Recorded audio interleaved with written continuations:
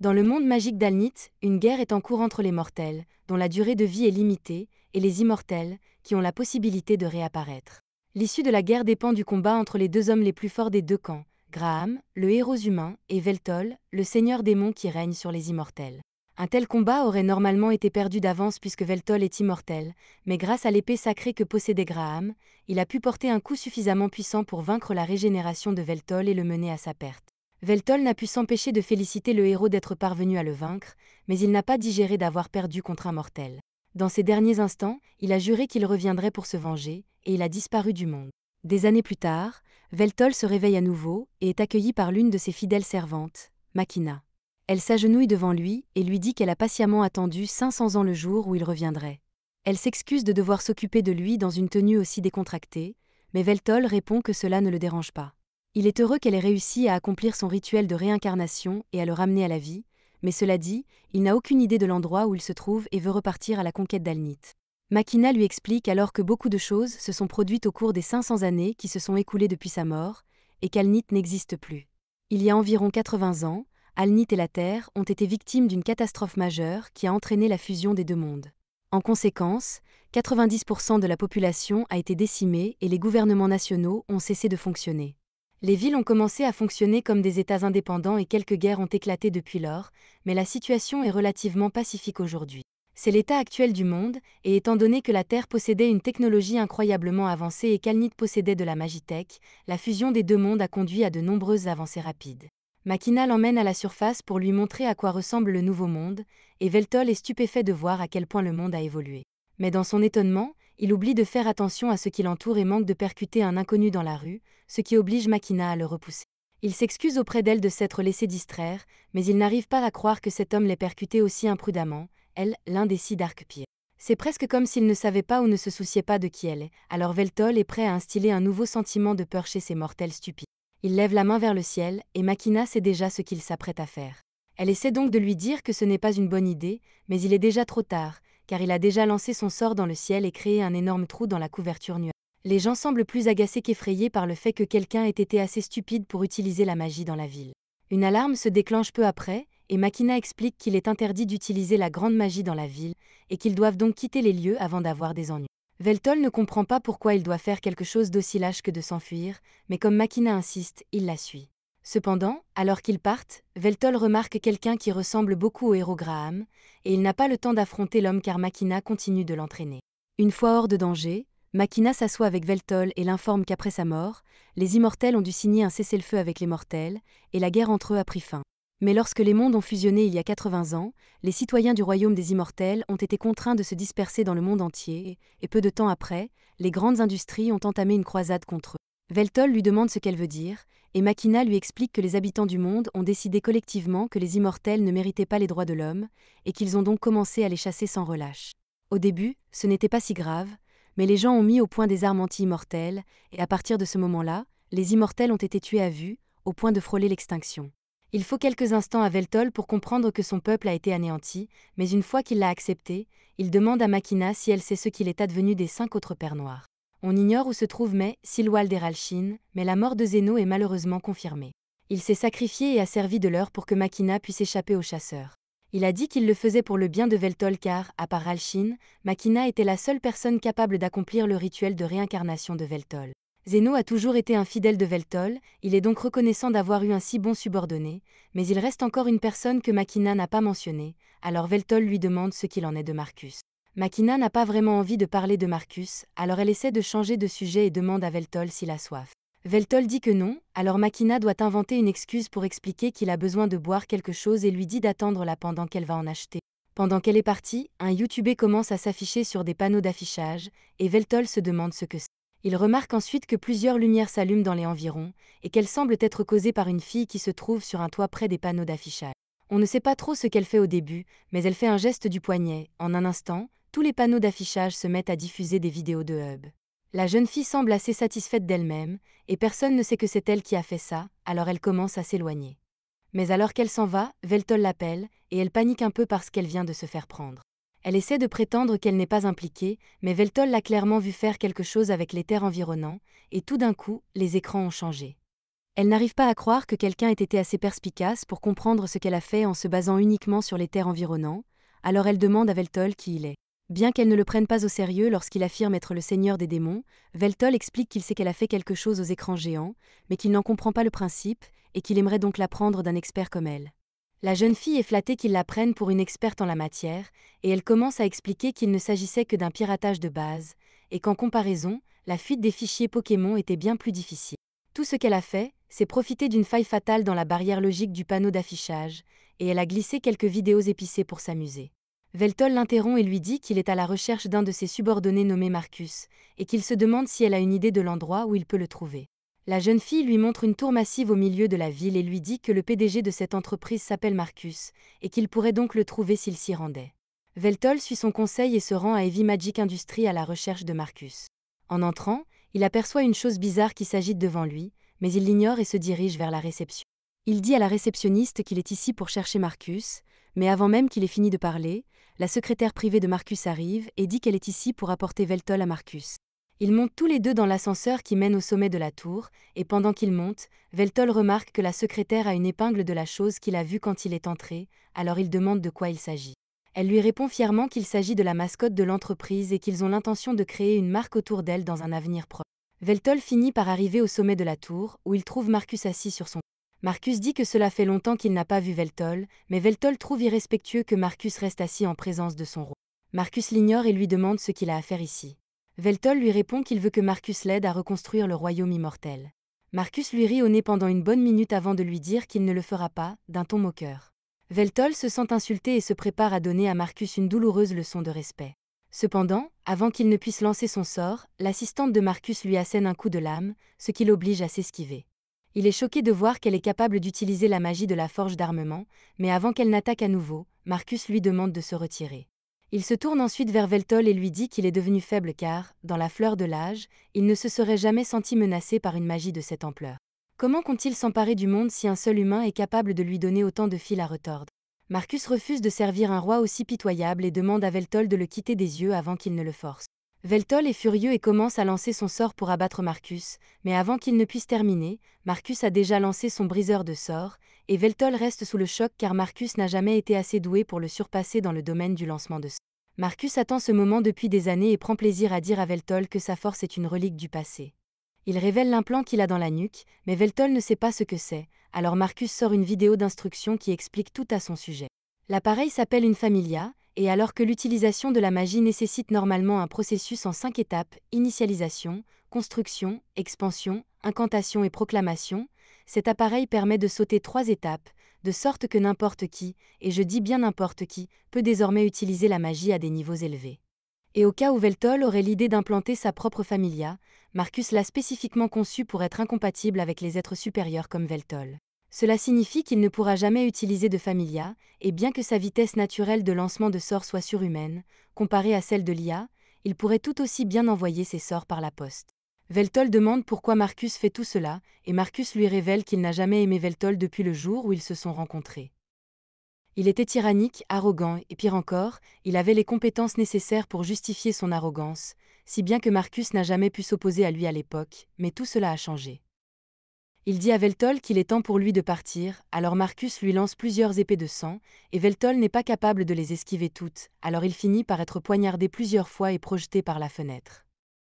Marcus a toujours voulu faire ça, et maintenant qu'il a enfin triomphé de Veltol, il déclare qu'il est le nouveau seigneur des démons. Mais tout cela mis à part, sa secrétaire veut vraiment discuter des idées promotionnelles qu'elle a pour la mascotte de l'entreprise, alors Marcus lui dit de soumettre ses idées lors de la prochaine réunion de planification. Pendant ce temps, Veltol a atterri en catastrophe dans la ville, et sa régénération est bien plus lente qu'avant, si bien qu'il a du mal à se remettre de sa blessure. Il tente de sortir dans la rue mais se heurte accidentellement à quelqu'un, ce qui lui vaut une bagarre qu'il perd immédiatement. Maintenant, regardez-le, étendu sur un tas d'ordures, se demandant pourquoi il continue à perdre contre les mortels, comme il a perdu contre Graham, jusqu'à ce que Makina finisse par le trouver. Makina le fait monter dans un train et commence à s'excuser d'avoir hésité à l'informer de la trahison de Marcus, et c'est à cause de son hésitation qu'il a fini par être déshonoré à ce point. Il lui répond qu'il n'a pas à s'excuser, car même si elle l'avait prévenu, il aurait voulu le confirmer par lui-même.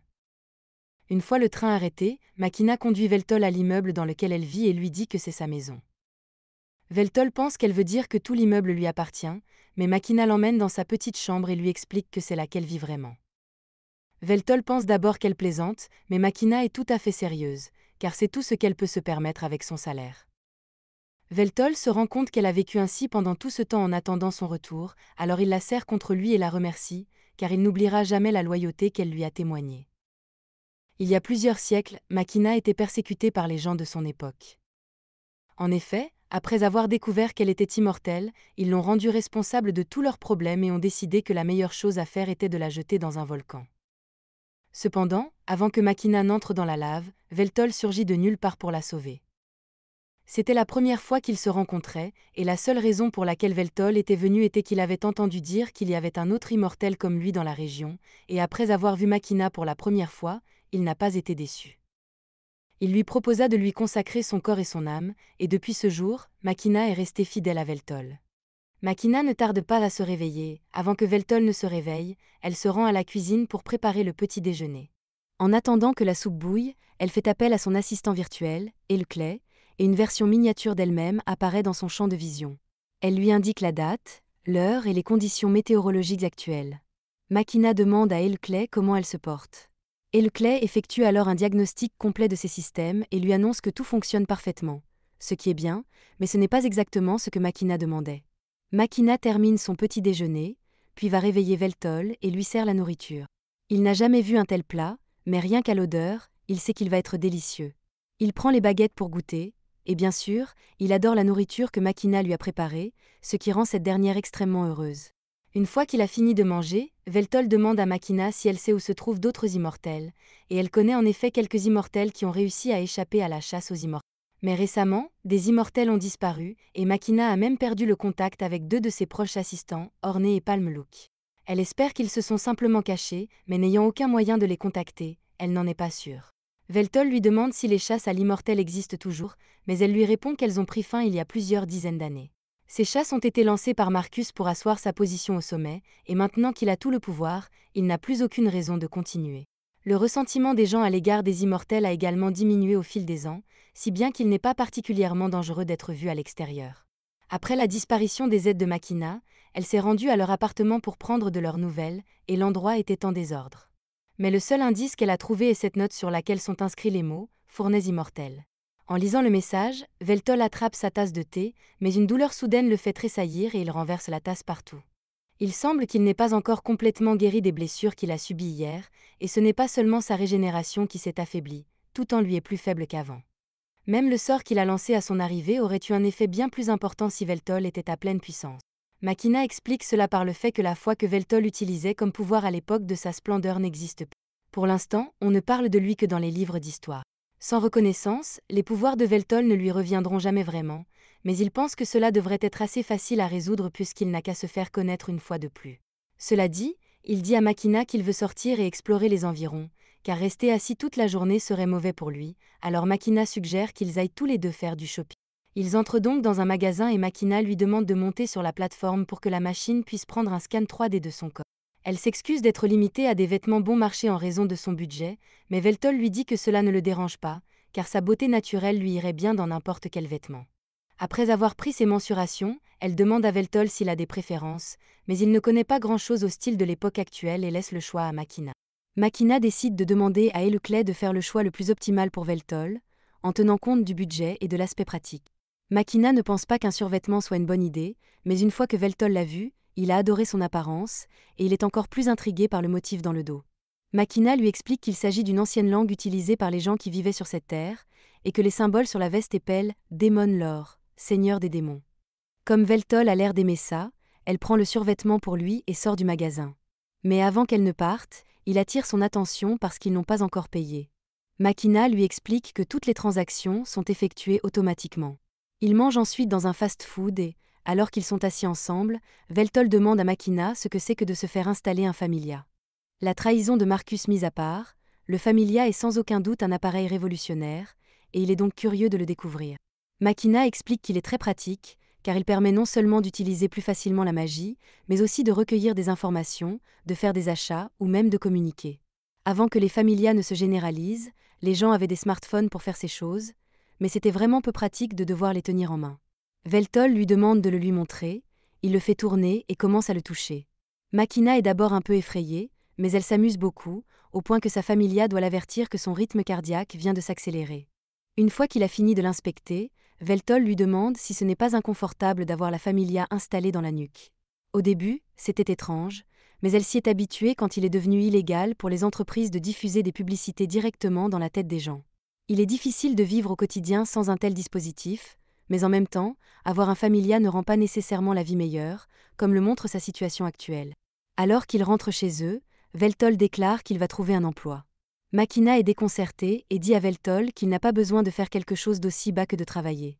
Ses conditions de vie ne sont peut-être pas optimales à l'heure actuelle, mais elle lui assure qu'elle lui offrira un meilleur mode de vie. Elle dit qu'elle va simplement faire plus d'heures de travail, ou peut-être même obtenir 2 ou 3 emplois supplémentaires, mais Veltol l'interrompt et dit que les temps ont changé. Il n'est plus le dieu omnipotent qu'il était autrefois, et il doit donc s'adapter aux circonstances actuelles. Et surtout, il ne se sentirait pas bien s'il restait assis sans rien faire pendant que Makina travaillait pour lui fournir de la nourriture, des vêtements et un abri. Sans ses devoirs de roi pour l'occuper, il devra travailler, mais cela ne signifie pas qu'il a renoncé à conquérir le monde. Il demande donc à Makina si elle est prête à continuer à le servir, et Makina jure d'être à ses côtés jusqu'à la fin de sa vie. Plus tard dans la journée, Veltol s'apprête à partir à la recherche d'un emploi, mais Makina refuse de le laisser partir sans elle car elle s'inquiète pour lui. Veltol lui dit qu'elle ne peut pas venir parce qu'elle a son propre travail, mais Makina lui dit qu'elle peut simplement s'absenter pour la journée afin de l'accompagner. Veltol refuse et lui rappelle que dans le cas improbable où il ne trouverait pas d'emploi, il devrait compter sur ses revenus, et qu'elle ne peut donc pas se passer de son travail. Makina accepte de le laisser partir seul, mais pour plus de sécurité, elle remet à Veltol un appareil contenant un peu d'argent en cas d'urgence. En cas de problème, Veltol peut l'utiliser pour la contacter et elle se rendra sur place dès que possible. Il se rend compte qu'elle s'inquiète pour lui, mais l'ampleur qu'elle prend lui donne l'impression d'être un enfant. Même s'il a dit qu'il voulait partir seul, il n'a pas la moindre idée du type d'emploi disponible ou de la manière d'en trouver un. Il commence aussi à avoir faim, il ne peut pas se permettre de faire la fine bouche s'il ne veut pas finir par mendier dans la rue. Il se lève et crie qu'il n'a pas d'argent et qu'il cherche du travail, mais alors qu'il crie, un homme s'approche de lui et lui dit d'arrêter. Il lui dit que si Veltol veut travailler, il doit se rendre à la guilde commerciale avec sa carte d'identité, mais Veltol n'a jamais entendu parler d'une carte d'identité et le type suppose qu'il doit être un immigré. Comme il est clair que Veltol ne connaît rien à la ville, l'homme l'informe qu'il s'agit de son territoire et que Veltol ne peut pas faire ce genre de choses. Veltol n'avait pas réalisé qu'il empiétait sur le territoire de quelqu'un d'autre, il s'excuse donc et se tourne pour partir, mais avant qu'il ne le fasse, l'homme lui tend un formulaire de demande d'emploi et lui dit de l'apporter à la guilde commerciale pour qu'il puisse y postuler. Cela ne lui garantira rien, mais c'est mieux que de ne rien avoir. Il prévient également Veltol de ne pas s'impliquer dans les entreprises de la société IMI, en particulier dans le secteur de la construction, car elles exploitent énormément les gens et se moquent des règles de sécurité. Veltol suit le conseil de l'homme et le remercie pour son aide. Il se rend donc à la guilde commerciale à la recherche d'un emploi. Mais une fois sur place, son interlocuteur n'est pas très enthousiaste à l'idée de l'engager. Sur sa candidature, Veltol a inscrit « magie d'anéantissement à grande échelle » comme l'une de ses compétences spéciales, ainsi que « création de donjons » et « expérience à la tête d'une nation il y a 500 ans ». L'enquêteur rejette donc calmement sa candidature et dit à Veltol qu'il n'y a pas de poste disponible. De plus, comme Veltol n'a pas de familia, il ne peut pas être embauché. De retour chez lui, Veltol se sent très déprimé de ne pas avoir trouvé de travail. Il s'allonge sur les genoux de Makina et lui demande s'il est vraiment incapable de faire quoi que ce soit dans ce monde, mais elle lui assure qu'il est toujours supérieur à tous les autres, et lui dit qu'il devrait la laisser travailler à partir de maintenant. Mais Veltol refuse de rester inactif et demande à Makina si elle peut contacter quelqu'un pour l'aider, et maintenant qu'elle y pense, il y a bien quelqu'un qu'elle peut appeler. Veltol est surpris que Makina ait un ami à cette époque, mais Makina n'appellerait pas cette personne un ami. Elles font du shopping ensemble, mangent, jouent et passent la nuit ensemble, mais c'est à peu près tout. Veltol est perplexe, car pour lui, il s'agit exactement d'un ami, mais Makina refuse toujours de le reconnaître. Un peu plus tard, il rencontre l'ami de Makina dans un café voisin, et il s'avère qu'il s'agit d'une hackeuse que Veltol a rencontrée. Elle se présente correctement à Veltol et dit s'appeler Takahashi, mais même si Makina avait mentionné que le grand seigneur démon serait un jour ressuscité, elle n'avait jamais pensé qu'elle pourrait le rencontrer en chair et en os. Makina lui crie de ne pas lui manquer de respect, mais Veltol lui répond que ce n'est pas grave puisque c'est lui qui lui demande de l'aide. Veltol lui demande comment Takahashi et Makina se sont rencontrés, et Takahashi commence à expliquer qu'elle a rencontré Makina sur un site de Duan, mais après avoir vu l'expression du visage de Makina, elle réalise qu'elle ne devrait probablement pas parler à Veltol de l'historique de recherche de Makina, et elle lui dit d'oublier ça. À ce moment-là, Veltol remarque la familia sur le cou de Takahashi et s'approche pour l'inspecter, ce qui effraie Takahashi, mais elle le laisse finir ce qu'il est en train de faire. Veltol s'excuse de l'avoir surprise, mais il a remarqué que la familia de Takahashi était différente de celle de Makina, et il a donc cherché à savoir comment elle était construite et comment elle fonctionnait.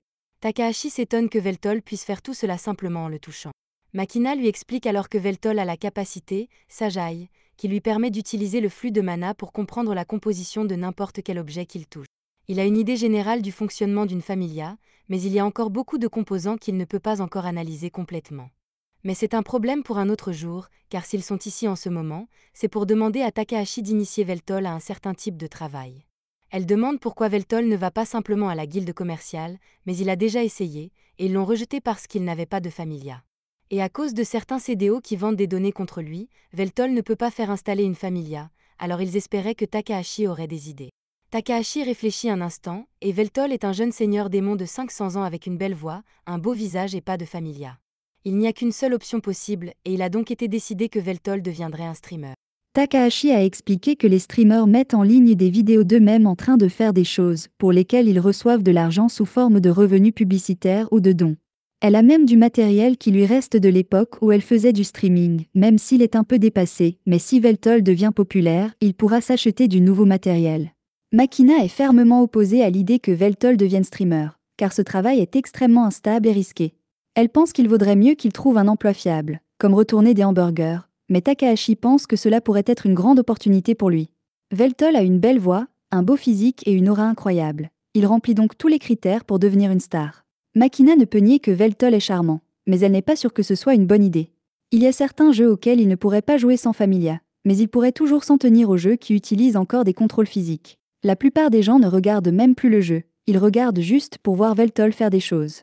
Makina lui demande ce qu'il en pense, et comme il n'a pas beaucoup d'options, il accepte de suivre l'idée de Takahashi.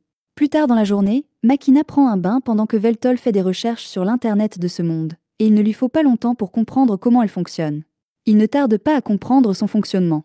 Il permet aux gens de diffuser des informations plus rapidement que tout ce qu'il a jamais vu, mais en raison de cet accès, les gens se contentent de regarder des vidéos de chats ou de faire des choses dégénérées en ligne. Il pense qu'il devrait être assez facile pour lui de faire basculer l'opinion publique en sa faveur. Mais tout à coup, Makina termine son bain et sort complètement nue.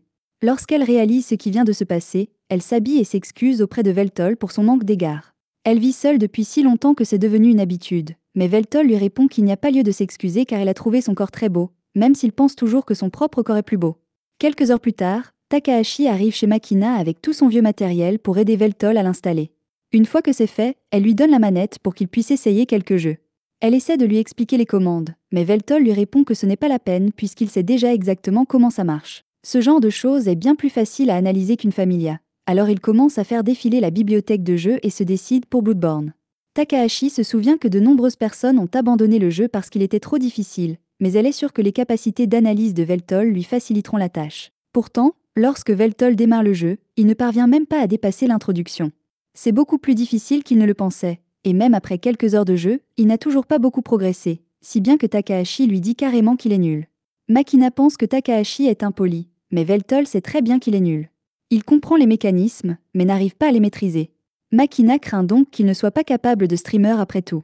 Au contraire, Takahashi pense que cela sera très bénéfique pour l'image de Veltol en ligne, car la seule chose qu'Internet aime plus qu'un beau gosse, c'est un beau gosse qui échoue en toute confiance. Mais avant cela, Takahashi dit qu'ils doivent travailler sur le message d'introduction de Veltol. Veltol demande s'il peut se présenter normalement, mais Takahashi lui répond que ce n'est pas possible. Il y a déjà plus de 5 millions de streamers dans le monde, et à peine 1% d'entre eux gagnent suffisamment d'argent pour survivre. Si Veltol veut se lancer dans le business, il doit trouver un moyen de faire impression sur le plus grand nombre de personnes possible avec son message d'accueil. Takahashi semble penser que le message d'accueil est très important. Veltol demande donc à Makina si elle a une idée de ce qu'il pourrait utiliser comme message d'accueil. Makina réfléchit un instant et lui suggère d'adapter l'une de ses déclarations de gardien et de l'utiliser. Veltol essaie et la déclaration consiste essentiellement à dire aux stupides mortels qu'ils devraient être honorés d'être en sa présence. C'est dramatique, donc Takahashi pense que c'est un bon début, mais ce n'est pas encore très accrocheur, donc ils devront trouver quelque chose à y ajouter. En attendant, Takahashi a déclaré qu'elle donnerait à Veltol un cours accéléré sur tout ce qu'il doit savoir sur le streaming. En gros, il va devoir streamer tous les jours, même si personne ne le regarde, et quoi qu'il fasse, il doit éviter de parler de choses érotiques ou racistes, car cela le ferait bannir plus vite qu'Asmongold. Et surtout, pendant que Veltol diffuse, Makina doit s'assurer de ne jamais être filmée, car il ne faut pas que les gens pensent qu'elle est sa petite amie. Dans un geste amical, Takahashi demande à l'un de ses amis de l'aider à promouvoir son stream, mais après cela, il lui doit une faveur. Le temps passe et Veltol devient de plus en plus populaire, mais lorsque les trolls envahissent inévitablement son stream, il n'est absolument pas perturbé et les encourage même à continuer à s'en prendre à lui. Peu lui importe, puisqu'il tire son pouvoir de ce que les autres pensent de lui, et que même la publicité négative joue en sa faveur. Très vite, à force de travail et de détermination, Veltol atteint le million de vues, et pour son dernier stream, il jouera à Bloodborne 3 non-stop jusqu'à ce qu'il ait terminé. Cependant, pendant qu'il joue, une caméra est braquée sur la maison de Makina et filme le moment où Makina rentre du travail. Au moment où Makina entre, Veltol vient de terminer le jeu, il fête sa victoire et de nombreux fans le félicitent. Il s'est beaucoup amélioré depuis qu'il a terminé le premier et le deuxième jeu Bloodborne, mais celui-ci était encore incroyablement difficile à battre, et il est heureux d'en être venu à bout.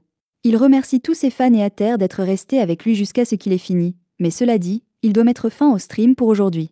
Une fois qu'il a terminé, Veltol pousse un soupir de soulagement et Makina ouvre la porte pour vérifier s'il a besoin de quelque chose. Veltol répond qu'il va bien et qu'il va sortir parce qu'il a un colis à récupérer. Makina lui propose d'aller le chercher à sa place, mais Veltol cherche une excuse pour se déplacer depuis un moment et Makina lui dit qu'elle aura préparé le dîner avant qu'il ne revienne. Il se rend en ville et, tout en marchant dans les bidonvilles, il parle de la distorsion et de la tension des structures sociales dans cette ville. Cependant, alors qu'il continue à marcher, il est choqué de rencontrer un visage familier assis sur le bord de la route, Hero Graham. À l'époque, Graham était un bon frère et s'occupait de sa petite sœur, Molina, qui était tombée malade. Il l'a réconfortée et lui a dit qu'il irait cueillir des herbes médicinales pour l'aider à se rétablir, mais alors qu'il s'apprêtait à partir, son père l'a appelé et lui a tendu une épée. Il avait entendu dire qu'il y avait des monstres dans la forêt et il voulait que Graham prenne l'épée pour qu'il puisse se protéger s'il rencontrait quelque chose de dangereux. Sa mère, qui s'inquiétait également de sa sécurité, fit une petite prière pour lui avant qu'il ne parte, et Graham les remercia tous les deux de leur attention. Ce jour-là, il se rendit dans la forêt et la cueillette se déroula sans encombre, mais alors qu'il rentrait chez lui, il tomba sur une armée d'hommes lézards commandés par Zeno, l'un des généraux de Veltol. Comme il était caché, il n'eut pas à les combattre, mais il se demanda ce qu'il pouvait bien faire dans un endroit aussi reculé. À son retour, il découvrit avec horreur que sa maison et toute sa famille avaient été réduites en cendres. Depuis ce jour, il s'est juré de se venger de Veltol. Mais pour l'instant, il a un regard hébété alors qu'il est assis à côté de son ennemi juré. Veltol commence à parler de cette boutique d'Udon et assure à Graham que c'est l'un des meilleurs endroits du coin. Mais Graham n'a pas grand-chose à dire à ce sujet. Veltol tente de relancer la conversation en affirmant que la nourriture de ce monde est bien meilleure qu'à son époque, et Graham est d'accord, mais il n'a toujours pas grand-chose à dire.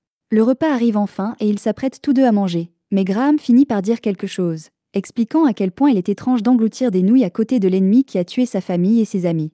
Veltol ressent la même chose, car Graham a tué à lui seul plusieurs de ses vassaux, mais pour l'instant, il n'éprouve aucune haine à l'égard de Graham.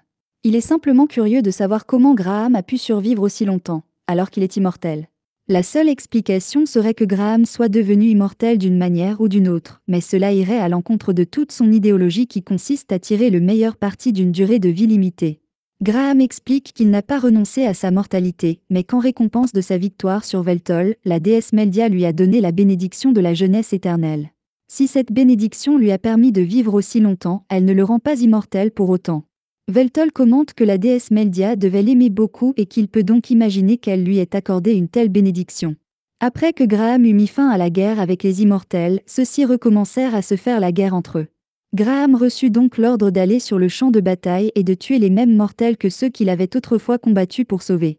Même après la fin de la guerre civile, les gens ont continué à haïr Graham pour une raison ou une autre. Veltol pense qu'une telle issue était inévitable, car les gens craignent naturellement les individus dotés d'un grand pouvoir. Graham a été exilé du royaume, ce qui l'a contraint à errer pendant des siècles jusqu'à ce que Fantasian se produise et que les mondes fusionnent. Depuis, il a tué tant de mortels et d'immortels qu'il pense qu'il n'y a plus de place pour lui dans ce monde en tant que héros. Il demande à Veltol pourquoi il a cherché à régner sur le monde, ce à quoi Veltol répond qu'il essayait d'instaurer la paix dans le monde. Il existe plusieurs façons de devenir immortel, par le biais de phénix, de malédiction ou de bénédiction.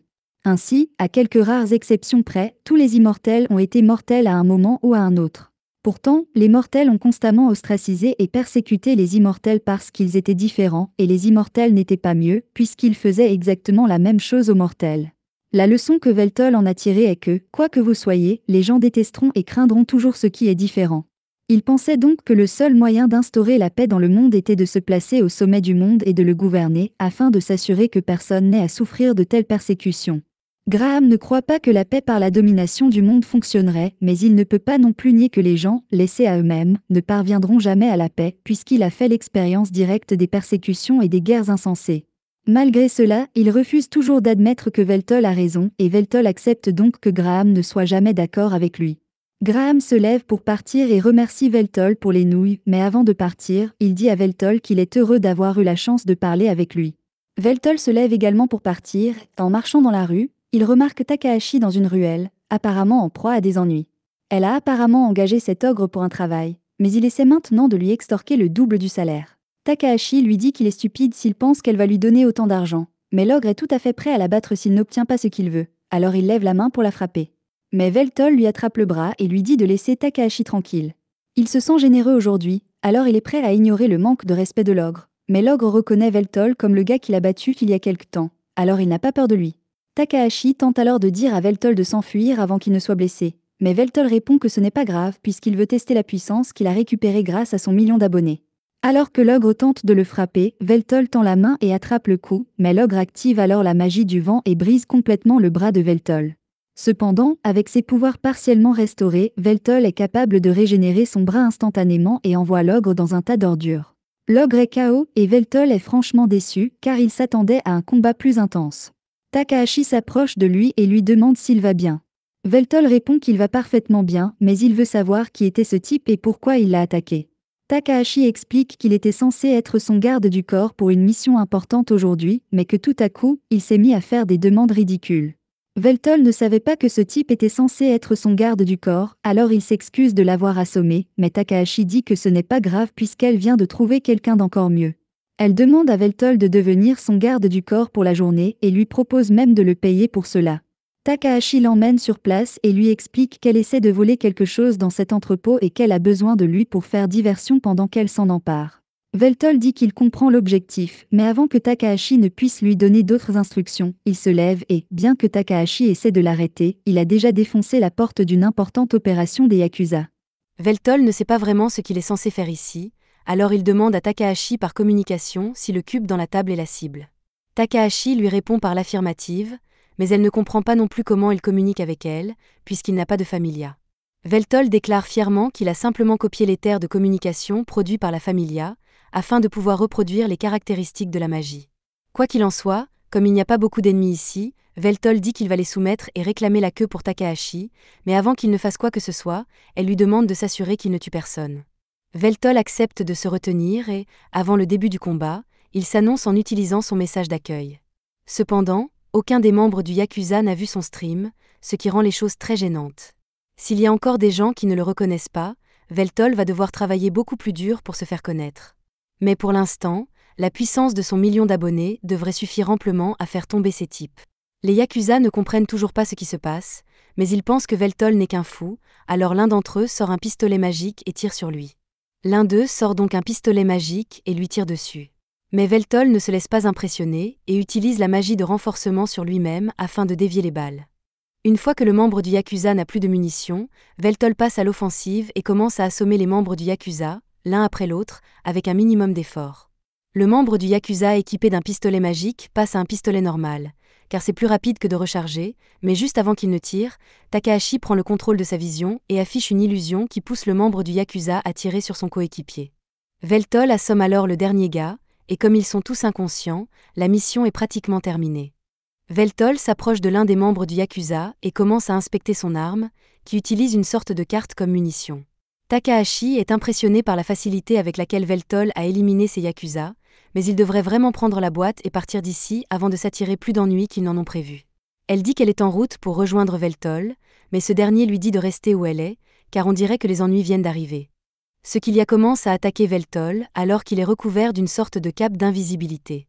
Pour égaliser les chances, Veltol utilise le pistolet magique pour faire exploser la cape, révélant ainsi une combinaison mèche géante. Takahashi reconnaît qu'il s'agit d'un équipement Maguno de 4e génération, qui ne peut pas appartenir aux Yakuza, car ces engins sont bien trop chers pour eux. C'est la première fois que Veltol voit un tel engin, et il est impatient de tester sa force contre lui. Comme on pouvait s'y attendre, le pistolet magique ne fait absolument rien contre le méca géant. L'assaillant décide de suivre l'exemple de Veltol et sort son propre pistolet magique, mais celui-ci est beaucoup plus puissant. Il tente de tirer sur Veltol, mais ce dernier est trop rapide pour lui et parvient à se faufiler dans un angle mort au-dessus du méca. Le temps que l'assaillant le repère et le verrouille, Veltol est déjà en position et tire une puissante rafale directement sur le méca. À pleine puissance, il aurait pu facilement abattre le mécha, mais même si l'explosion de Veltol était puissante, à son niveau de puissance actuel, il sait qu'elle était loin d'être suffisante pour vaincre un ennemi comme le mécha. Cela ne signifie pas pour autant qu'il ne peut pas gagner ce combat, car si les explosions ne fonctionnent pas, il devra se contenter d'un combat au corps à corps, et il invoque donc une épée. Le mécha s'aligne sur Veltol et transforme son canon en épée. Les deux hommes se chargent l'un l'autre et s'affrontent dans une magnifique démonstration de force et de budget d'animation. Veltol s'amuse beaucoup dans ce combat, mais les choses s'éternisent, le mécha devient sérieux, et avant même que Veltol ne réalise ce qui se passe, son bras est coupé et il est décapité. Veltol étant apparemment mort, le type dans le méca commence à annoncer que sa cible a été éliminée. Mais le gars panique parce que la tête décapitée de Veltol commence à lui parler. Veltol le félicite d'avoir été assez habile pour décapiter le seigneur démon, mais il manque encore d'expérience au combat pour savoir qu'il faut toujours taper 2 fois sur son ennemi pour s'assurer qu'il est bien mort. Quoi qu'il en soit, Veltol estime que ce type mérite une récompense pour s'être si bien battu, et lui accorde donc l'honneur de voir l'arme la plus puissante de son arsenal. Une aura terrifiante émane de Veltol lorsqu'il invoque la grande épée vernale, et le pilote du mécha est tellement stupéfait qu'il peut à peine bouger. Il n'a jamais combattu quelqu'un qui possédait une telle force, et il est complètement sans défense tandis que Veltol lui coupe les membres un par un, jusqu'à ce qu'il s'écroule au sol avec une seule jambe. Veltol s'est assuré de ne pas toucher les organes vitaux, donc le gars à l'intérieur devrait être encore en vie, et il a l'intention de l'interroger. Mais avant cela, le type dans le mécha envoie un dernier rapport au quartier général, indiquant qu'il n'a pas réussi à éliminer la cible ni à récupérer l'objectif, et qu'il va donc exécuter le code 890. Si vous vous demandez ce que signifie 890, disons simplement qu'un pistolet a été installé dans le casque de la combinaison pour s'assurer que le pilote ne puisse pas être interrogé. Takahashi sort ensuite de sa cachette et se réjouit que Veltol aille bien, mais c'était vraiment flippant de le voir se faire couper la tête. Bien que Veltol ne semble pas penser que c'était grave, il est plus surpris de voir qu'il existe des armes capables d'augmenter la puissance d'un individu à un tel point, et il dit que cette période est vraiment terrifiante. Cependant, Takahashi pense que c'est Veltol qui est terrifiant parce qu'il vient de détruire à lui seul un engin Maguno, et que ces engins sont assez puissants pour anéantir des pays entiers s'il le faut. De plus, il s'agit d'un engin fabriqué par la société de Marcus, et Takahashi sait que les Yakuza ne pourront jamais mettre la main sur l'une de ces combinaisons, si bien qu'elle commence à craindre que cette mission ne lui apporte plus d'ennuis que prévu. Takahashi lui explique que le cube est en fait un dispositif de stockage et que ce que son client recherche, ce sont les informations qu'il contient. Takahashi dit qu'ils peuvent jeter un coup d'œil aux données si Veltol le souhaite, alors elle sort un lecteur de cube et place le cube dessus. Au début, la seule chose qui apparaît est une page blanche, mais après quelques manipulations de Takahashi, le cube s'ouvre et une liste de noms apparaît. Takahashi ne sait pas quoi penser de cette liste de noms, mais Veltol reconnaît les personnes qui y figurent comme ses sujets immortels. C'est inquiétant, et Takahashi dit qu'elle va contacter son client pour qu'il découvre ce qu'il en est de cette liste. Malheureusement, son client ne répond pas au téléphone, et ils vont donc devoir le rencontrer en personne s'ils veulent en discuter. Takahashi laisse Veltol dans l'immense immeuble où se trouve son client et lui dit que l'homme qu'il recherche se trouve au 13e étage. Alors qu'il s'approche de la porte d'entrée, Takahashi utilise ses compétences en piratage pour contourner le système de sécurité, ce qui leur permet d'entrer même s'ils ne résident pas ici, et elle est très fière d'elle, car il n'existe aucun système de sécurité qu'elle ne puisse contourner. Alors que Veltol et Takahashi arrivent à l'ascenseur, Takahashi s'apprête à appuyer sur le bouton de l'ascenseur, mais Veltol l'arrête et lui dit qu'il veut le faire à sa place. Takahashi veut bien le laisser appuyer sur le bouton, mais elle lui demande pourquoi il veut le faire, et Veltol n'a pas vraiment de raison, il aime juste appuyer sur les boutons. Il commence à appuyer sur le bouton du 13e étage, mais Takahashi a oublié de préciser que cet ascenseur ne permet pas d'accéder directement au 13e étage. Il faut d'abord aller au 2e étage, puis au 17e, puis au 4e, et ainsi de suite jusqu'au 13e étage. Comme ils sont là, Veltol commence à sortir de l'ascenseur, mais Takahashi lui dit d'attendre, car son client, Eiju, est un homme assez paranoïaque, il a fait poser des dizaines de pièges dans tout l'étage, et si Veltol déclenche accidentellement l'un d'entre eux, il deviendra de la viande hachée. Veltol apprécie l'avertissement, mais pour autant qu'il puisse en juger, il n'y a pas de piège dans cette pièce, même s'il serait plus juste de dire que tous les pièges physiques et magiques ont été désamorcés. Takahashi est surpris que Veltol ait pu s'en rendre compte aussi facilement, mais ses fonctions de seigneur démon l'ont amené à construire et à entretenir des donjons, si bien que discerner la disposition des pièges est pour lui une affaire triviale. Il continue à marcher jusqu'à ce qu'ils arrivent à la porte d'entrée des jus, et Takahashi sonne, mais, étonnamment, il ne répond pas. Takahashi peut comprendre qu'il ignore les appels téléphoniques, mais il a l'habitude de toujours répondre à la porte d'entrée. Cependant, en y regardant de plus près, Veltol se rend compte que la porte n'est même pas fermée à clé. Cela met la puce à l'oreille de Takahashi, car Eiju ne ferait jamais quelque chose d'aussi imprudent que de laisser sa porte d'entrée déverrouillée. Veltol leur suggère de procéder avec prudence, car ils ne savent pas ce qu'ils vont trouver là-dedans, et Takahashi ouvre la marche et se dirige vers la salle de travail d'Eiju. Là, elle trouve Eiju sur sa chaise, mais en s'approchant un peu plus, elle découvre qu'il est trempé dans le sang et complètement inanimé. Takahashi panique d'abord, mais Veltol la calme et va inspecter le corps. Il se souvient avoir déjà vu le visage de ce type quelque part, même s'il portait un tas d'ordures à l'époque. Takahashi dit que cela ressemble à ce qu'aurait fait Eiju, qui s'habillait souvent en clochard lorsqu'il partait à la recherche d'informations. Il y a un coup de couteau évident dans la poitrine d'Eiju et un autre dans son cou, mais à en juger par l'état du sang autour de lui, Veltol suppose que cela ne fait que quelques jours qu'Eiju a été tué. Un homme comme Eiju avait peut-être de nombreux ennemis, mais la façon dont il a été assassiné était trop efficace pour que ce soit parène. Il est beaucoup plus probable qu'un tueur à gages ait été engagé pour éliminer Eiju, d'autant plus que le tueur a pris la peine de détruire la familia d'Eiju. Quelqu'un doit essayer de dissimuler les informations que possédait Eiju. Cela a probablement un rapport avec le travail que Takahashi a accepté de lui confier, mais ce n'est pas comme s'il pouvait obtenir des informations de lui maintenant qu'il est mort. Takahashi réfléchit un instant et commence à fouiller la chambre d'Eiju, car un courtier en information chevronné comme lui dissimulerait certainement des dispositifs de stockage hors ligne à proximité pour renforcer la sécurité des données. Après avoir cherché un peu, elle découvre un ordinateur portable dans un tiroir caché du bureau, et il semble qu'il pourrait contenir les réponses qu'il recherche. Mais lorsqu'elle l'allume, elle découvre que tous les fichiers sont corrompus. Mais Veltol remarque que les fichiers sont tous rangés dans un ordre bien précis, ce qui permet à Takahashi de les compiler jusqu'à ce qu'elle découvre une vidéo. Eiju a réalisé cette vidéo au cas où il serait tué avant d'avoir pu terminer son enquête, et il ne savait pas qui finirait par la regarder, mais il voulait s'assurer qu'au moins une personne connaisse la vérité, car la prospérité de cette ville a été bâtie sur un mal terrifiant. Toute l'énergie de la ville repose sur le réacteur à éther situé au centre de la ville. Mais vu l'ampleur de la ville, le réacteur aurait besoin d'au moins 10 lignes ley mana pour répondre à la demande d'énergie. Or, il n'y a que 2 lignes ley dans cette zone, et pourtant le réacteur ne semble jamais manquer d'énergie. Il est donc logique que le réacteur tire son énergie d'une autre source, et cette source d'énergie secondaire s'appelle le projet de four immortel. En fait, le four brûle les âmes des immortels comme du bois de chauffage et convertit l'énergie qui en résulte en éther pour la ville. Les immortels étant des êtres supérieurs, une seule âme d'immortel produit beaucoup d'énergie, bien plus que les âmes de milliers de mortels. Les données trouvées par Eiju montrent que l'entreprise de Marcus employait des sans-abri désespérés comme ouvriers pour la construction de la fournaise immortelle, mais une fois la construction terminée, tous les ouvriers ont soudainement disparu, et Eiju pense qu'ils ont tous été tués pour pouvoir alimenter la fournaise. L'un des premiers immortels à alimenter la fournaise est l'un des proches subordonnés de Veltol, Zeno, ce qui met Veltol dans une grande colère. Toute cette chasse aux immortels était un plan de Marcus pour retourner le monde contre les immortels afin que les gens acceptent leur exécution, ce qui lui permettrait de brûler les âmes immortelles dans la fournaise. Bien que le public n'ait jamais été informé que c'était ainsi qu'il les tuait, Marcus a récemment conclu un accord pour acheter des informations sur certains immortels au Yakuza, ce qui signifie probablement qu'il est à court d'âmes immortelles à brûler, et qu'il cherche donc de nouvelles victimes. Si la chaudière est à court de combustible, le cœur de la ville cessera d'exister tel qu'on le connaît. Mais même ainsi, Eiju pense qu'il n'est pas normal que des immortels innocents soient sacrifiés pour alimenter la ville en énergie. Après la fin de la vidéo, Takahashi est furieuse d'apprendre que les immortels sont si maltraités, mais elle ne peut pas y faire grand-chose, car même si elle essayait de rendre cette information publique, il est probable qu'elle finirait par mourir, tout comme Eiju, ici. Veltol lui dit que c'est un problème pour les immortels, et qu'en tant que roi des immortels, il est de son devoir d'y remédier, donc elle n'a pas besoin de s'encombrer de cela. Pour l'instant, il décide d'informer les autorités de la ville de la mort d'Eiju, afin qu'ils puissent recevoir un enterrement digne de ce nom. Alors qu'ils partent, Veltol tente de contacter Makina pour l'informer de l'existence de la fournaise immortelle, mais il constate avec horreur qu'elle ne répond pas à ses appels. Quelque chose a dû lui arriver.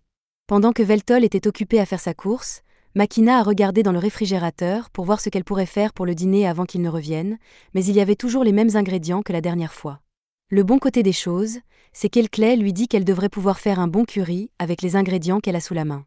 À ce moment-là, on sonne à la porte et elle se lève pour aller répondre, mais à son grand dégoût et à sa grande déception, c'est Marcus. Après ce que Marcus a fait, la seule réponse appropriée est la violence à vue, et Makina le frappe avec une énorme rafale de feu.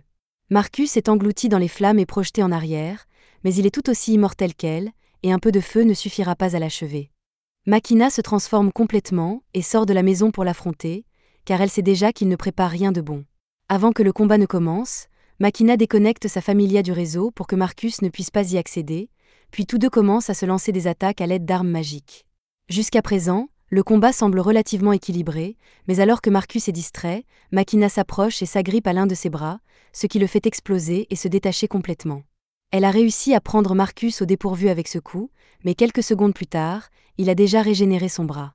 Il lance alors une attaque de zone avec une pluie d'épées sanglantes et provoque une explosion massive. Mais grâce au bouclier que Makina a mis en place, elle n'a pas été blessée du tout. Cependant, elle ne peut pas en dire autant de la maison, car elle n'a pas d'assurance contre les incendies.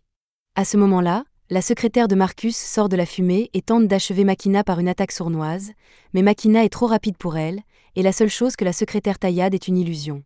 Makina s'attendait à ce que Marcus soit trop lâche pour venir seul, aussi prépare-t-elle un sort pour réduire le secrétaire en cendres. Cependant, avant qu'elle ne puisse le terminer, Marcus crie « Coup de briquaire !» Et tout d'un coup, le familia de Makina s'arrête de fonctionner. Makina est alors désorientée, et la secrétaire profite de l'occasion pour poignarder Makina dans la poitrine pendant qu'elle est distraite. Makina s'effondre au sol et n'est pas près de se relever. Maintenant que le combat est terminé, la secrétaire reproche à Marcus d'avoir agi de manière aussi imprudente, car Makina aurait pu facilement la tuer, et tout ce combat aurait pu être évité si Marcus avait simplement désactivé la familia de Makina dès le départ. Alors qu'ils se tiennent tous les deux devant le corps immobile de Makina, cette dernière lance un regard noir à Marcus, mais ce dernier s'en amuse car il adore voir Makina dans un état aussi pitoyable. Makina lui demande ce qu'il lui a fait, et Marcus lui explique qu'il a simplement éteint sa familia. Makina ne pensait pas qu'il serait possible pour lui de le faire puisqu'elle avait déconnecté sa familia d'Internet avant le début du combat, et normalement elle aurait eu raison, mais la familia de Marcus est un peu spéciale. Il s'agit d'un nouveau prototype conçu spécifiquement pour être plus avancé que les familias modernes. En tant que directeur de l'IMI, il dispose d'un accès administrateur à tous les familias de la ville, ce qui lui permet d'arrêter de force n'importe quelle familia s'il le souhaite. Cela signifie que personne ne peut le vaincre, puisqu'il peut éteindre tous les utilisateurs de familia, et qu'il surpasse tous les utilisateurs de non-familia en vitesse d'incantation, et si personne n'est capable de le vaincre, cela signifie qu'il est le plus fort du monde. C'est peut-être vrai, mais Makina ne comprend pas pourquoi Marcus est si obsédé par le fait d'être le plus fort, puisqu'il n'a rien à y gagner. Mais Marcus a ses raisons. Il veut devenir le nouveau seigneur des démons, et il n'a pas l'intention d'atteindre ce statut par la force brute comme l'a fait Veltol. À notre époque, tout ce dont on a besoin, c'est d'informations et de technologie, et si on les contrôle, on contrôle le monde. Cependant, contrôler le monde en coulisses serait trop ennuyeux pour quelqu'un comme lui. Il a donc l'intention de dominer le monde bien plus que Veltol ne l'a jamais fait à l'époque de sa splendeur. À ce moment-là, la secrétaire rappelle à Marcus qu'ils n'ont pas prévu de temps pour un monologue et qu'ils sont donc en retard pour son prochain rendez-vous. Marcus décide d'en finir rapidement, et il est temps pour Makina de devenir le combustible de la fournaise immortelle. Lorsque Veltol et Takahashi rentrent chez eux, ils découvrent que tout a été détruit et qu'il n'y a plus aucune trace de Makina. La seule chose qui reste est une manette de jeu roussie, et Veltol est absolument dévasté car Makina était la personne à laquelle il tenait le plus dans ce monde. Takahashi lui demande alors s'il va bien, et Veltol revient à la réalité. Ils ne vont rien résoudre en restant là, alors Veltol demande s'il y a des informations sur ce qui s'est passé ici. D'après les médias sociaux, les gens pensent qu'il y a eu une sorte d'explosion, mais les détails sont assez flous et il n'y a aucun moyen de savoir si c'est vrai ou non. Veltol aimerait pouvoir au moins savoir où se trouve Makina, mais comme ils ne peuvent pas la contacter directement, Takahashi cherche un autre moyen de localiser Makina, et cela va impliquer les drones. Comme il s'agit d'un bidonville, il n'y a pas beaucoup de drones de sécurité qui passent, mais il y a beaucoup de drones de livraison, et ces drones sont équipés de caméras, alors tout ce qu'elle a à faire, c'est de pirater leur système et de regarder les données vidéo. En quelques instants, Takahashi accède au système des drones, et grâce au flux vidéo, ils peuvent voir la bataille qui s'est déroulée ici et que Marcus en était l'instigateur. Ils ne peuvent pas savoir ce que Marcus disait, mais après avoir vaincu Makina, lui et son secrétaire l'ont emmené dans une section restreinte du réacteur de la ville, ce qui ne peut que signifier qu'il a l'intention de brûler l'âme de Makina pour alimenter la ville en énergie. Veltol remercie Takahashi pour ses informations précieuses et commence à marcher en direction du réacteur, mais Takahashi lui dit d'attendre et de bien réfléchir. Elle comprend qu'il veuille se précipiter pour sauver Makina avant qu'il ne soit trop tard, mais ce réacteur est l'endroit le plus sûr de toute la ville. Des dizaines de Maginot Gears patrouillent dans la zone, Veltol ne pourra pas s'en sortir seule. Et si Takahashi peut certainement l'aider à s'y rendre, elle n'est pas une grande combattante, alors il devra trouver quelqu'un d'assez fort pour l'aider. Mais Veltol n'a pas d'autres alliés à cette époque, même s'il y a une personne à laquelle il pense et qui pourrait être parfaite pour cette opération de sauvetage. Plus tard, Veltol va rencontrer Graham, et au début, Graham ne veut rien savoir de lui, mais lorsqu'il voit le fier Veltol s'agenouiller devant lui et demander de l'aide, il décide au moins de l'écouter. Veltol lui explique tout ce qu'il a appris sur le réacteur à éther de la ville, et Graham, qui s'est toujours douté qu'il se passait quelque chose d'anormal, est maintenant absolument consterné par la nature abjecte du projet. Veltol supplie Graham de l'aider à prendre d'assaut le réacteur, car il sait qu'il ne peut pas sauver Makina dans l'état où il se trouve, mais Graham semble plus agacé que compatissant. Les subordonnés de Veltol ont tué la famille de Graham. Veltol lui-même a mené des dizaines de guerres et tué des millions de personnes, et maintenant il s'incline devant son ennemi juré juste pour sauver la vie d'une femme immortelle. Il trouve cela tout à fait éhonté. Graham n'aime pas que cette ville soit construite sur la mort d'innocents, mais en même temps, ce réacteur est le cœur de la ville. Alors s'il acceptait d'aider Veltol à le détruire, alors la ville entière serait plongée dans les ténèbres, et la vie de millions de personnes serait gâchée. Il demande à Veltol s'il a l'intention de détruire la vie de tout le monde pour sauver une seule personne, mais Veltol rit à l'idée d'un tel plan à courte vue. Il n'est pas idiot, il a donc réfléchi aux conséquences de ses actes, et c'est pourquoi il a l'intention de sauver Makina et de régler les problèmes de la ville. Cependant, il n'a ni le pouvoir ni le soutien nécessaire pour y parvenir, et il n'a d'autre choix que de demander humblement de l'aide à son ancien ennemi. La confiance qui se dégage des paroles de Veltol convainc Graham de se lever et d'agir en héros une fois de plus.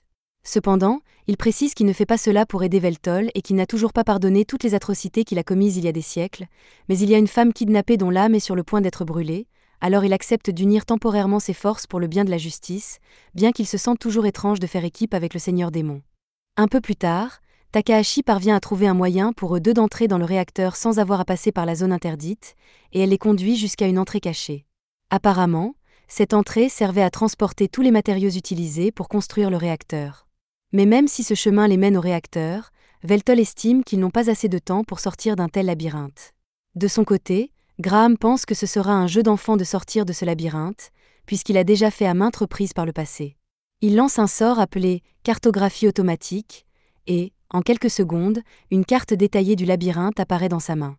Veltol n'a jamais vu un tel sort, alors Graham explique qu'il s'agit d'un sort unique qu'il a inventé à l'époque où il était aventurier. Mais cela met Veltol en colère, car il a consacré beaucoup d'efforts à la construction de ces donjons à l'époque, et il s'avère que Graham n'a fait que tricher pour les traverser. Il accuse Graham de ne pas avoir la fierté d'un aventurier, mais Graham répond que la fierté d'un aventurier n'a rien à voir avec cela, puisque son but a toujours été de traverser les donjons le plus rapidement possible, et qu'il se fiche éperdument que les pièges et les astuces de Veltol aient été gâchés parce qu'il avait une carte. Takahashi commence à en avoir assez de leur dispute, alors elle leur crie de se calmer et de prendre la mission au sérieux parce qu'ils doivent encore sauver Makina. Ils se rendent compte qu'ils ont été très puérils et s'excusent auprès de Takahashi en promettant de se concentrer sur la tâche à accomplir. Quelques instants plus tard, Graham termine la création de la carte, qui leur permettra de se frayer un chemin dans ce labyrinthe sans se perdre.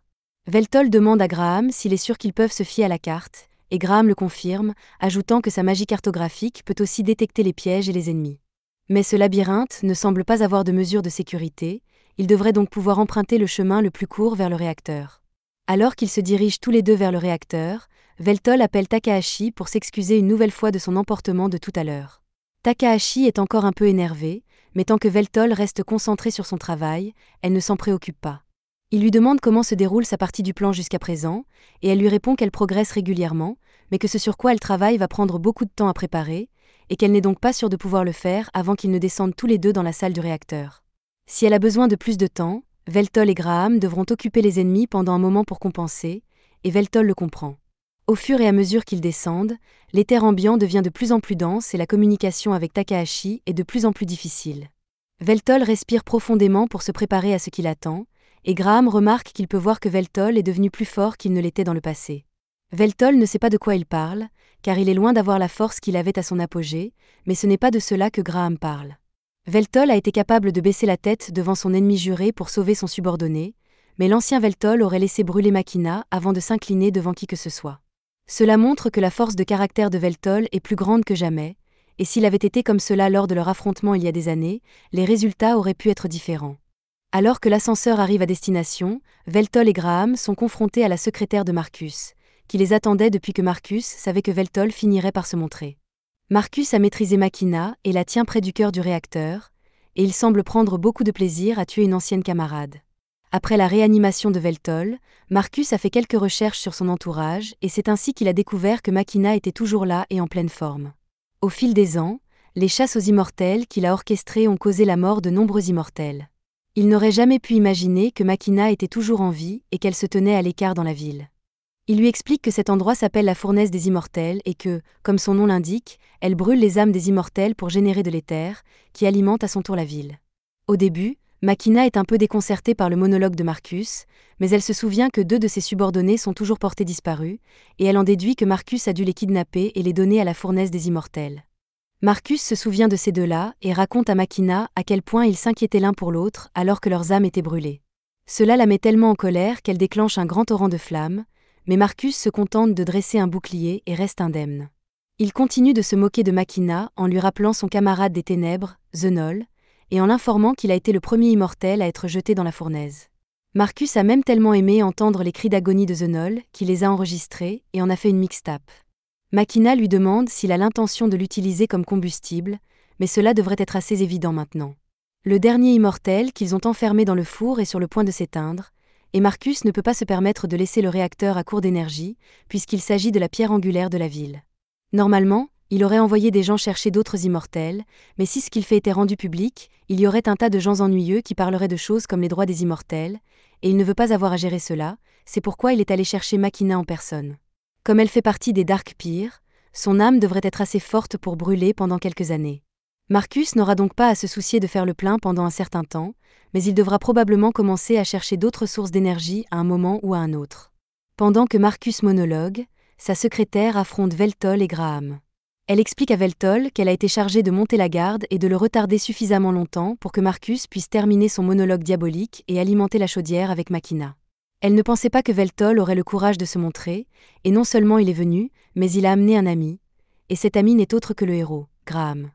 Graham s'étonne qu'il y ait encore des gens à notre époque qui le connaissent, mais la secrétaire le reconnaît simplement grâce au dossier qu'elle a dans sa base de données. Elle trouve intéressant que le seigneur des démons et le héros travaillent ensemble, mais elle a encore du travail à faire, alors elle ne les laissera pas passer sans se battre. Graham dit à Veltol d'aller de l'avant pendant qu'il s'occupe de la secrétaire, mais Veltol l'avertit d'être prudent car, d'après ce qu'il a vu, les compétences de cette secrétaire sont comparables à celles de Zenoll, les épées karmiques. Bien que ce soit un exploit impressionnant pour elle, Graham se souvient avoir battu Zenoll à l'épée pure pendant la guerre des immortels, alors si ses compétences sont similaires, il ne craint pas de perdre contre elle.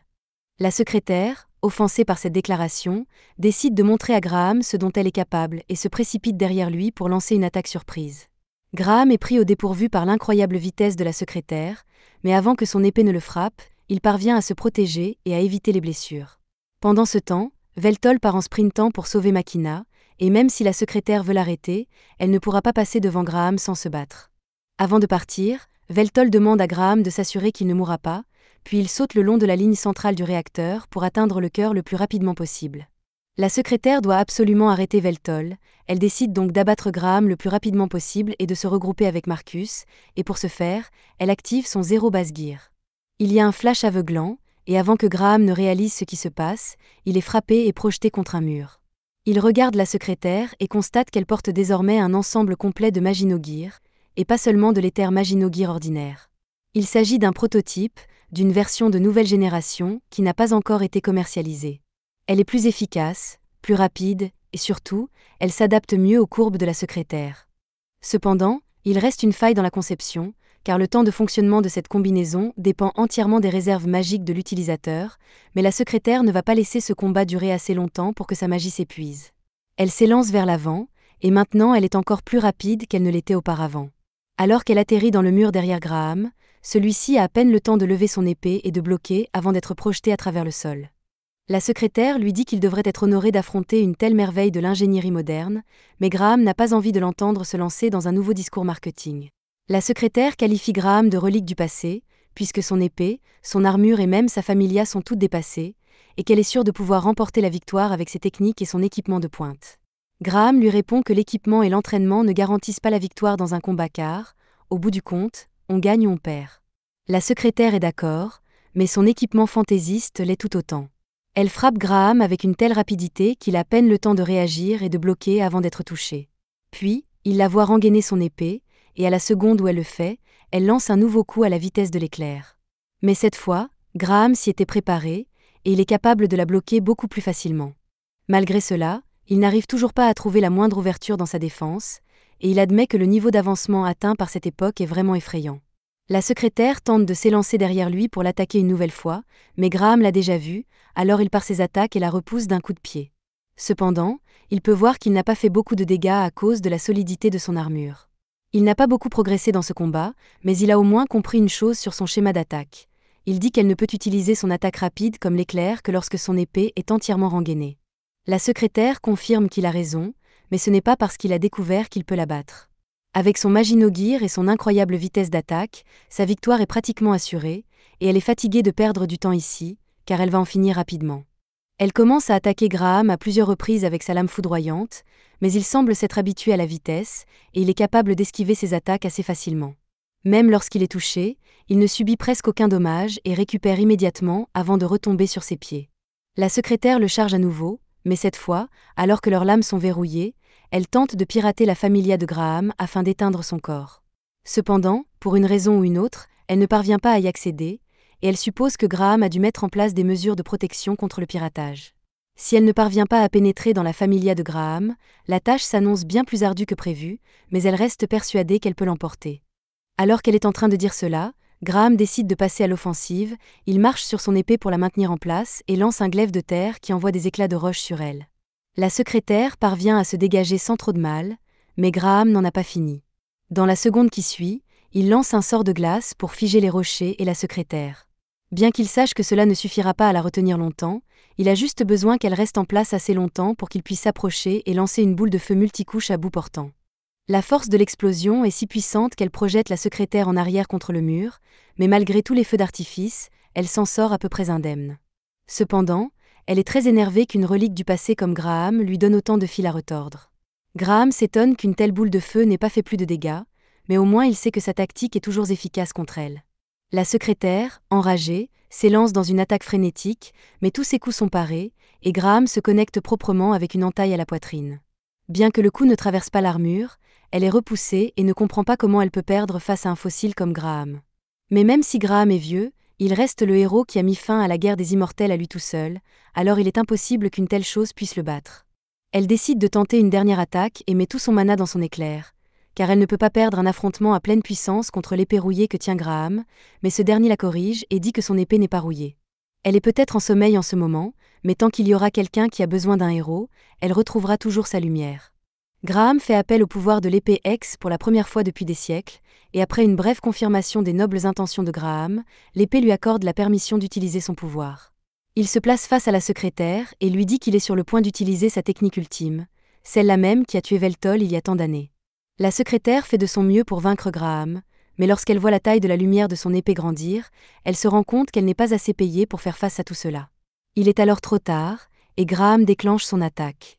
Même si l'épée ne lui permet d'utiliser qu'une fraction de la puissance qu'il possédait à l'époque, Graham est capable de détruire complètement le Maginot-Gear de la secrétaire d'un seul coup. Il est vraiment impressionnant qu'elle ait réussi à survivre à ce coup. La secrétaire a enfin compris qu'elle ne pouvait pas battre Graham, mais elle ne comprend toujours pas pourquoi elle a perdu contre lui. Graham s'assoit à côté d'elle et explique que sa défaite est principalement due à la différence d'expérience, d'autant plus qu'il a plus de 500 ans d'expérience. La secrétaire demande pourquoi Graham se lève pour aller aider Veltol à combattre Marcus, mais Graham pense que Veltol se débrouillera très bien tout seul.